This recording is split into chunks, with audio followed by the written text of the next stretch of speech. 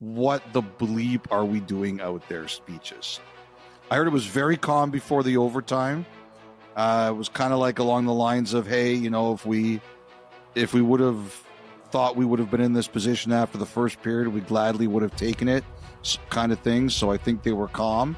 But like I said, I don't think it was on McDavid level of game 2, but I heard Perry was, in only the way Corey Perry can, not far off as angry as McDavid when we saw him last year in the Amazon dock. Well, they dug in from that point on, that's for sure. I lost count of the amount of Craig Simpson oh mans as that game wore on. That's how wild game 4 was in Florida. Epic.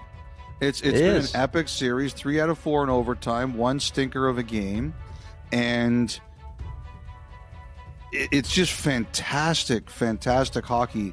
No sweeps this year in the playoffs. We already knew that. No sweeps. 7 series that will end in 5 games, and now we're either going to get 5 6s and 3 7s, or 4 and 4. That's the way we're gonna finish up. And also, we're gonna have a chance at most goals in the third periods of any playoff year ever. They're getting close to the record. There's been some incredible finishes all playoff long, and the exclamation point has been 3 of the 4 games in this Stanley Cup final here. So the Calvin Pickard, Stuart Skinner dynamic, it was almost symbolic, during warm-up when Pickard comes over to Skinner's defense with Vanacek in his space there during warm-ups. And as he was saying to Gene Principe in the post-game, I just asked him if he wanted to come stretch near where I was. And in a way, it's Pickard that comes to Skinner's defense after it wasn't his fault that they were down 3-0 after the first, but taking over from the second period onward and was dynamite. As you say, 7-0 now in the playoffs.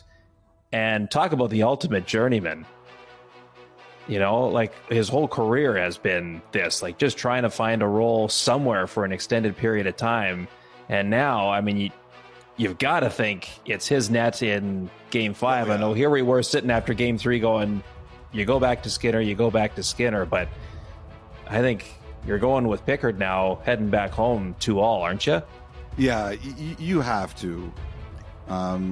You have to go back with Pickard now. He's your guy.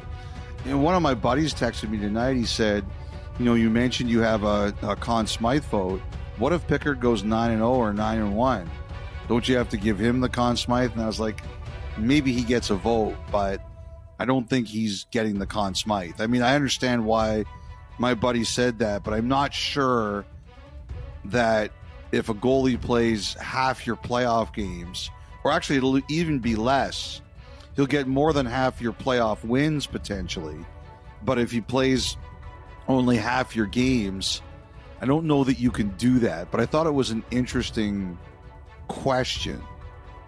That the Conn Smythe vote kind of has been ripped open a little bit. Draisaitl 4 overtime playoff winners, McDavid being McDavid. The one thing that would concern me if I was Florida is that McDavid on the road in the Stanley Cup final, he hasn't. I know what you're going to say. You're going to say game 5 last year when he had a big game, but like a massive moment in a major time. He had a puck that went over his stick in overtime tonight. Draisaitl set him up, and it hopped over his stick. And I watched him go to the bench after that, and you could see he was so frustrated. That would just terrify me if I was the Panthers, that just as Barkov hadn't made his imprint on this series yet, McDavid on the road in Florida, you're just like, sooner or later he's going to have a massive moment at a big time.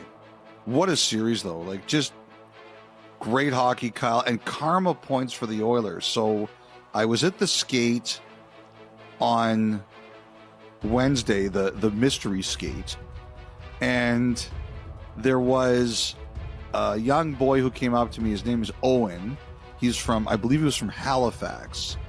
But he and his mother, Amanda, were down in Florida, and they happened to walk by the restaurant the Oilers were having dinner at on Tuesday night. And Paul Coffey saw them, and he invited them in to spend a little bit of time around the team. And this guy was about 10 years old. I think the father is still in Halifax. I think he's like a commercial lobster fisherman or something like that. So the wife and the son were down at the games, and Owen's about 10 years old. And so Paul Coffey, and I asked Paul Coffey about, they told me about it, and I asked Paul Coffey about a post game, and I said, is this true? And he said, yes, it's true. And he actually said that it reminded him of when he was a player, that sometimes the Oilers, like Gretzky and Lowe and Messier and all those guys, they would see a young kid in Edmonton around the team, like a young Oiler fan, and they would do things like that. And he said it brought him back to a time when he was a player, and that kind of thing would happen. And so he not only did he get them to eat with them a little bit, he gave them access to the practice on Wednesday. And they were obviously both so excited. And, you know, I think those are karma points. It's you do things like that, you get good karma. That's incredible. Like, you met the story now that you've got for 10-year-old Owen now the rest of his life. That's unbelievable. So cool. Really nice. So cool. Really nice. That's a good one. Hey, I also wanted to bring up too, it was a bit of a tough game 3 for Darnell Nurse, but it really felt like, okay, game on when his goal comes to make it 3-2, had an assist as well. Notice the other day we were talking about this. No Beard this year in the playoffs. And I wanted, because I was thinking, I'm going, I can remember him last year. He had it in years past. He had the beard. Your boots on the ground, you asked him about it the other day. What did he say? He said last year after last year have to change up some things. So he went with no beard because of last year's playoffs. Didn't like some of his struggles, didn't like some of the numbers. Said I had to change it up a little bit. I was like, Kyle, you're on the ball here. You notice stuff. How come you're not here? We could use you. No. Well, that's what you're there for. That's right. I have to work now because you're not here. Like, I actually have to do things. No, you were bang on. Nurse said he had to change it up because he didn't like the way last year's playoffs finished. So the other thing too about his goal, Kyle, was it was like one of those goals that, like Patrick Kane, or remember Riley Smith, the one game that Vegas beat Edmonton, they were the only guys in the building who knew it was in. Like, I didn't see it go in initially, but